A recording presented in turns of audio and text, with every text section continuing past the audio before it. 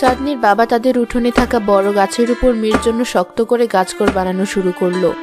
গাছঘর বানানো শেষ হলে চাঁদনি গিয়ে গাছঘরে উঠল। পছন্দ হয়েছে তোর এই গাছঘর মা? হ্যাঁ বাবা, অনেক পছন্দ হয়েছে। দেখো, আমার সাথে কথা বলা পাখিগুলোরও ঘরটা অনেক পছন্দ হয়েছে। ওরাও আমার সাথে এখানে থাকতে চায়। আচ্ছা মা, থাক, তোরা সবাই ওখানে মিলেমিশেই থাক। আমাদের মেয়ে আসলে কি পাখির সাথে কথা বলতে পারে? ছোট রানীকেও দেখতাম সারাদিন পাখিদের সাথে ফিস করে কি যেন বলতো। আরে না, ও পাখিদের সাথে সারাদিন খেলে, ওদেরকে খাওয়ায়, তাই পাখিগুলো সারাদিন ওর আশেপাশে ঘুরঘুর করে। তুমি একটু বেশি চিন্তা করো, ছোট মানুষেরা তো অমন কত কথাই বলে। তুমি হয়তো ঠিক। জানো চাঁদনি, আমি নিশ্চিত যে তুমি একজন রাজকুমারী, কারণ তোমার মতো শুধু একজনকেই আমি চিনতাম, যে কিনা আমাদের সাথে কথা বলতে পারতো। কি যে বলো, আমার মা বাবাকে তো তুমি চেনোই। আমি তোমাকে কতবার বলেছি যে আমি সাধারণ গরিব ঘরের এক মেয়ে, আমি কেন রাজকুমারী হতে যাব?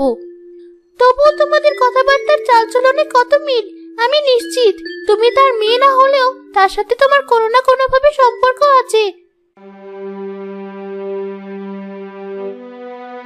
চাঁদনি, ছোট একটা ছেলে বিপদে পড়েছে, রাস্তায় দাঁড়িয়ে কাঁদছে। তুমি ওকে সাহায্য করো। কোথায়? ঠিক আছে, আমি এখনই যাচ্ছি। মা, আমি আসছি একটু পর। বেশি দূরে যাস না। বাবা, বোন, কোথায় তোমরা? আমি হারিয়ে গিয়েছি, আমার ভয় করছে, খুব খিদে পেয়েছে আমার। তুমি কি এই ছেলেটার কথাই বলেছিলে? হ্যাঁ, এই ছেলেটাই।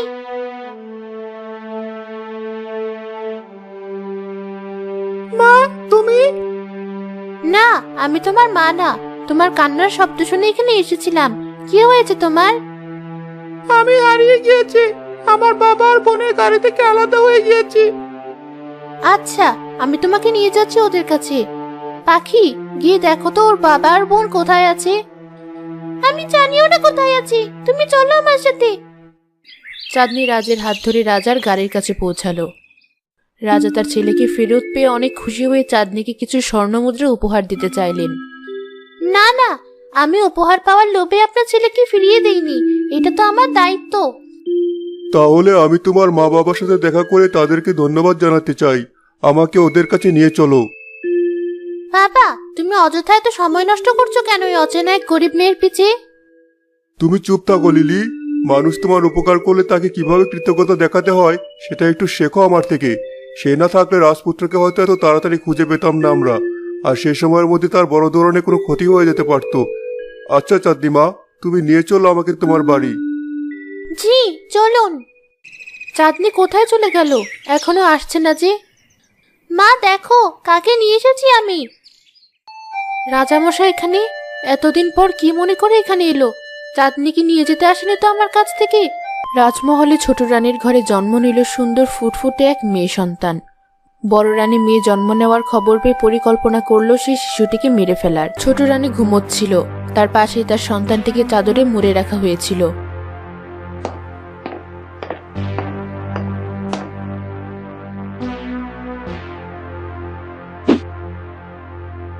এরপর ছোট রানীর দাসী বেলা সেই ঘরে ঢুকে।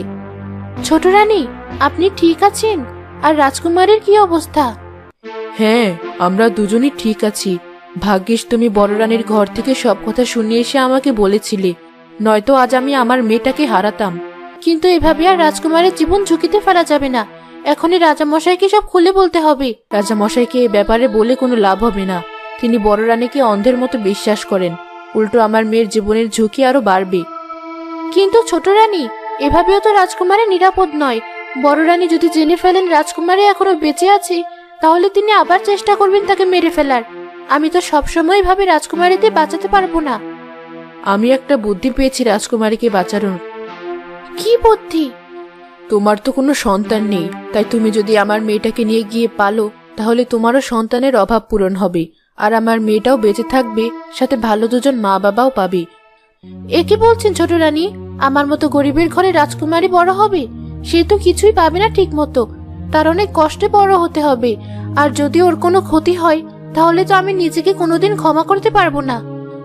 তুমি বেঁচে থাকতে আমার মেয়ের কোনো ক্ষতি হবে না আমি নিশ্চিত, আর আমার মেয়ে আমার মতোই হবে। যে কিনা কষ্ট করে বেঁচে থাকতে পারে। তাই তুমি কোনো চিন্তা করো না, ও ভালোই থাকবে তোমার কাছে। এই নাও, ওকে কোলে তুলে নাও, আর আজ থেকে ওকে নিজের মেয়ে বলে পরিচয় দিবে সবার কাছে। বেলা রাজামশাইকে দেখে তাড়াতাড়ি মাথা ঘুরিয়ে বড় করে ঘুমটা দিল মাথায়। রাজামশাই পেছন থেকে বেলার সাথে কথা বলতে থাকলেন। আমি আসলে এসেছিলাম আপনাকে ধন্যবাদ জানাতে। আমার ছেলে আজ খেলতে গিয়ে হারিয়ে গিয়েছিল। চাঁদনি ওকে দ্রুত সময়ের মধ্যে খুঁজে আমাদের কাছে না নিয়ে আসলে আমাদের ফিরতে দেরি হয়ে যেত, আর রাস্তায় হয়তো আমাদের ডাকাতের মুখোমুখি হতে হতো। ও আচ্ছা, সমস্যা নেই, আপনাদের ফিরতে দেরি হয়ে যাচ্ছে, আপনারা এখন আসতে পারেন। জি যাব, কিন্তু তার আগে আপনার কাছে একটা অনুরোধ ছিল। আমি চাঁদনিকে আমার সাথে নিয়ে যেতে চাই। না, আপনি আমার মেয়েকে নিয়ে যাবেন কেন? নিয়ে যেতে দেবো না আমি ওকে কোথাও। আরে আমার কথা তো শুনুন আপনি আগে। আপনার মেয়ের নিরাপত্তার দায়িত্ব সম্পূর্ণ আমার। আমার ছেলে এই অল্প সময়ের মধ্যে ওকে অনেক পছন্দ করে ফেলেছে, তাই আমি চাচ্ছি ও কিছুদিন আমাদের সাথে থাকুক।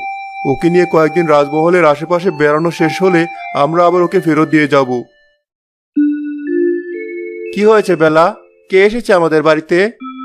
রাজামশাই এসেছেন, তিনি চাঁদনিকে তাদের সাথে কয়েকদিনের জন্য রাজমহলে নিয়ে যেতে চান। ও, এ তো খুব ভালো কথা। আমাদের চাঁদনির অনেক আগে থেকেই শখ রাজমহলে ঘুরতে যাওয়ার। তুই যা রাজামশাইয়ের সাথে, তিনি নিজে তোকে নিয়ে যেতে এসেছেন, তাকে মানা করা ঠিক হবে না।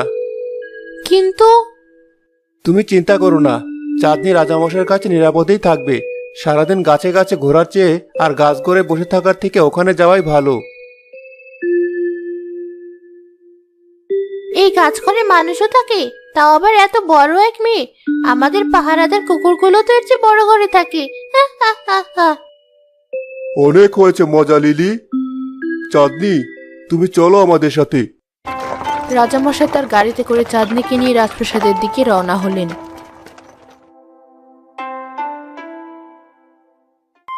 এই মেয়েটাকে কোথা থেকে আপনি উঠিয়ে আনলেন? ভালোভাবে কথা বলো। তোমার দেখা দেখি তোমার মেয়েও সব আদব কায়দা বলে যাচ্ছে। এই মেয়েটা না থাকলে আজ হয়তো আমি আর রাজপুত্রকে ফিরে পেতাম না। তোমার উচিত ওর প্রতি কৃতজ্ঞতা প্রকাশ করা। মোহরের লোভে হয়তো এমনটা করেছে। কটা মোহর দিয়ে দিলেই পারতে। কি দরকার ছিল এমন একটা মেয়েকে রাজমহলে তুলে আনার? আমি তাই করতে চেয়েছিলাম, কিন্তু ও সাধারণ 8-10টা মেয়ের মতো না, তাই ওকে রাজমহলে নিয়ে এসেছি। আর রাজপুত্র ওকে অনেক পছন্দ করেছে। তুমি তো জানোই, রাজ কাউকে সহজে পছন্দ করে না, এমনকি তোমাকে আর লিলিকেও না।